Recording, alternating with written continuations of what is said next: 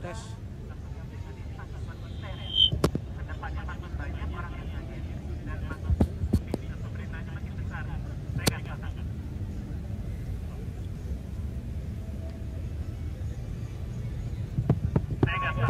Tes.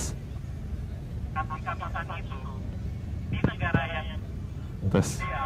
di negara yang peduli dengan warganya. Sip, terima kasih.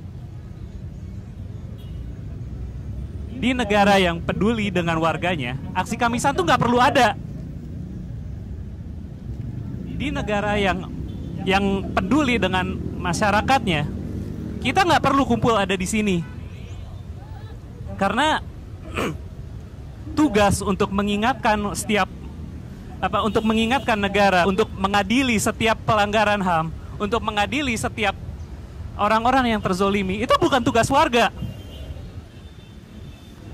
Mari kita bilang bahwa orang-orang yang ditindas, orang-orang yang mengalami kekerasan, orang yang mengalami penculikan, pemerkosaan, bahkan pembunuhan, itu adalah orang-orang yang harus dilindungi. Kalau pelakunya adalah orang biasa, itu merupakan tindak kriminal yang harus ditindak. Kalau pelakunya adalah aparat negara, siapa yang bisa menindak? Apakah orang akan menangkap orangnya sendiri? Saya kira tidak. Mari kita lihat sejenak ke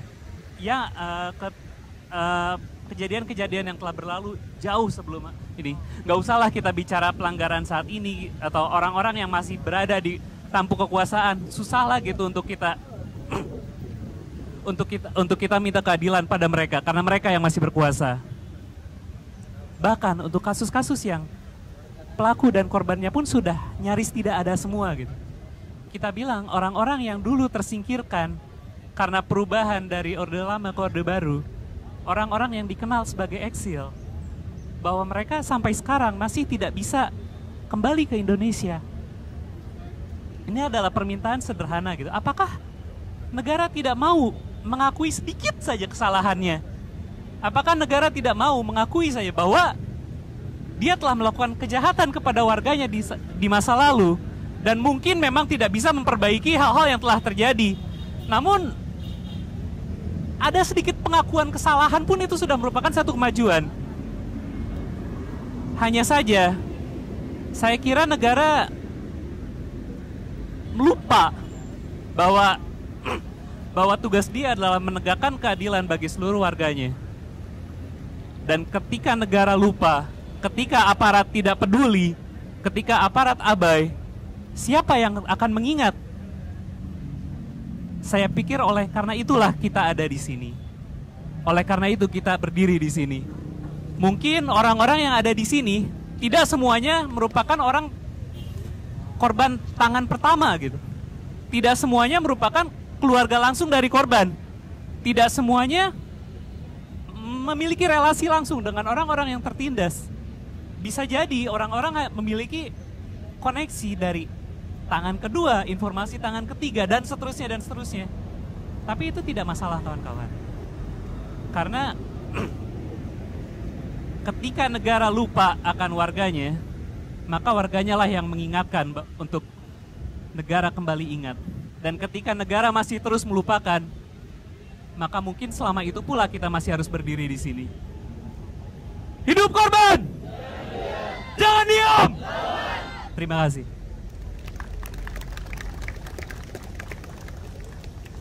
Baik, selanjutnya kita akan sama-sama mendengarkan refleksi yang akan disampaikan oleh Bang Alif. Pada Bang Alif dipersilakan.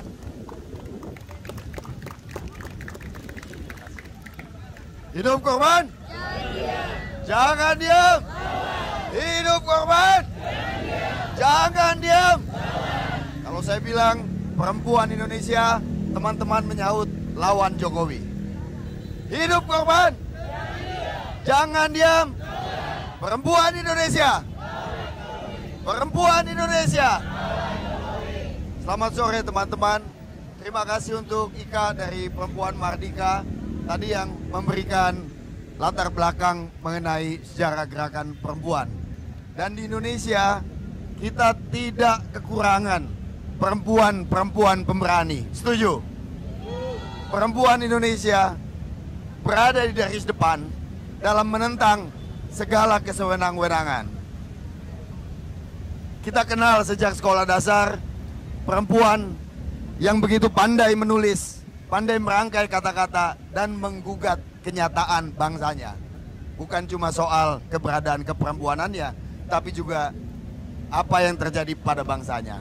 Ada Kartini. Di zaman modern kemudian kita tahu ada Ibu Yolanda Warau, ada SK Trimurti, ada Saparina Sadli, Karlina Supeli, Sumarsi, Suciwati, dan ribuan perempuan lain yang selalu siap bukan saja bersama-sama kita, tetapi mereka di depan kita untuk menentang yang dilakukan oleh kekuasaan. Teman-teman, seringkali posisi perempuan itu bukan saja disudutkan di dalam ruang lingkup keluarga yang tak berdaya, tetapi juga di keluarga-keluarga yang memiliki kekuasaan. Jokowi yang berkantor di belakang kita adalah seorang penguasa yang misoginis. Kita tahu bagaimana ketika dia ingin melanggengkan kekuasaannya, yang sebetulnya dia ingin meneruskan kursi untuk terus-menerus berkuasa di Indonesia, siapa yang disalahkan? Siapa yang dianggap mengompori, siapa yang dianggap menggosok, siapa yang dianggap meracuni isi kepala Jokowi? Iriana, teman-teman. Yang dituding, yang dituduh adalah istrinya. Seolah-olah istrinya lah yang mendorong ia korupsi, yang mendorong ia menjadi bagian dari oligarki. Tapi percayalah bahwa kebusukan kekuasaan itu muncul dari isi kepala si penguasa. Jadi kita lihat bahwa pemojokan, peminggiran, pengambing hitaman perempuan itu dilakukan di semua lapisan secara struktural. Ketika perempuan ditangkap dan diadili sebagai pelaku tindak pidana korupsi, tidak ada orang berkata bahwa dia adalah korban dari politik kekuasaan. Tetapi kalau ada seorang bapak, pemimpin partai atau petinggi partai korupsi, maka dia akan dianggap sebagai seorang yang sedang menghidupi banyak orang. Dia korup karena dia harus menghidupi bukan saja keluarganya, tetapi sekian banyak orang. Jadi pandangan-pandangan misoginis ini langgeng bukan saja di tingkat keluarga yang kita bilang kurang pendidikan, ini keluarga yang minim literasi, tetapi juga ada di istana. Kita catat itu semua, bahwa Jokowi di mata kita, terutama di mata perempuan Indonesia, dia bukan saja seorang presiden yang memperlihatkan kepongahannya, tetapi dia juga mengorbankan perempuan, mengorbankan istrinya untuk dimaki-maki oleh publik, untuk dituding sebagai ini yang membuat Jokowi berubah, ini yang membuat Jokowi bukan lagi harapan rakyat.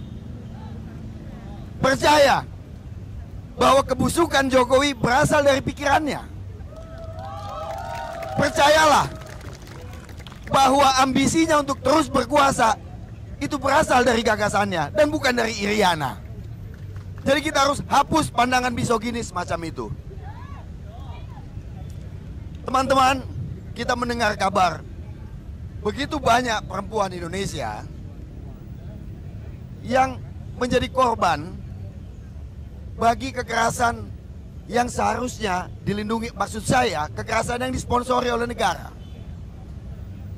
Suatu hari mungkin kita bisa berjalan lalu melihat ada perempuan Indonesia parubah ya 30-an, lalu dia sedang dimaki oleh suaminya di jalanan. Ada petugas dan dia diam saja, lalu bilang bahwa ini karena urusan rumah tangga mereka. Ya betul itu suaminya. Tetapi apakah kita akan menganggap itu urusan privat? Ketika perempuan mengalami kekerasan bahkan di atas tempat tidurnya, apakah itu urusan privat? Sekali lagi, apakah itu urusan pribadi? Apakah itu hanya urusan rumah tangganya? Apakah itu hanya urusan dapur mereka?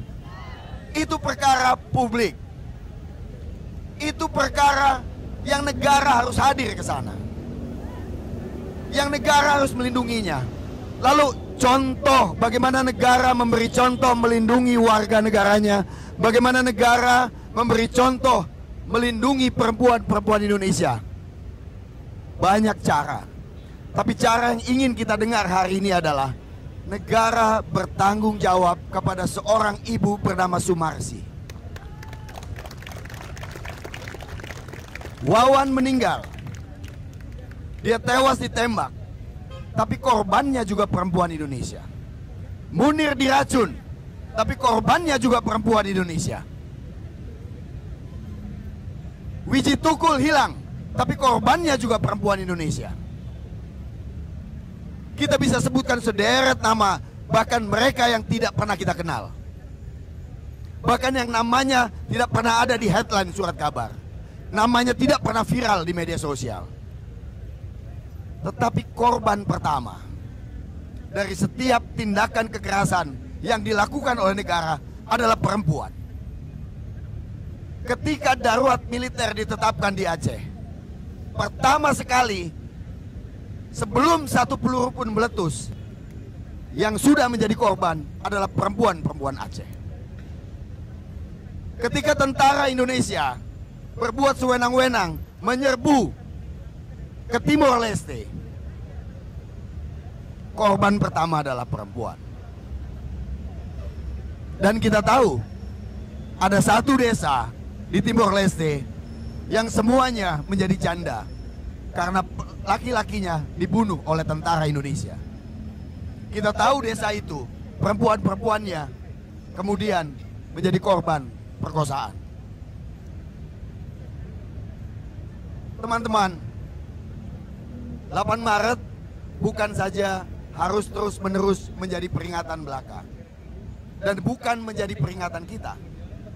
Tapi 8 Maret adalah waktunya kita untuk teriak keras, memperingatkan kekuasaan, memperingatkan penguasa bahwa tidak boleh ada lagi.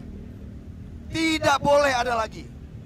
Bukan hanya darah, tapi tubuh perempuan yang begitu mudah untuk dilecehkan. Tidak boleh ada lagi satu gagasan pun yang melecehkan perempuan. Setuju teman-teman? Hidup korban? Jangan diam. Hidup korban. Jangan diam. Perempuan Indonesia. Perempuan Indonesia. Terima kasih, selamat sore.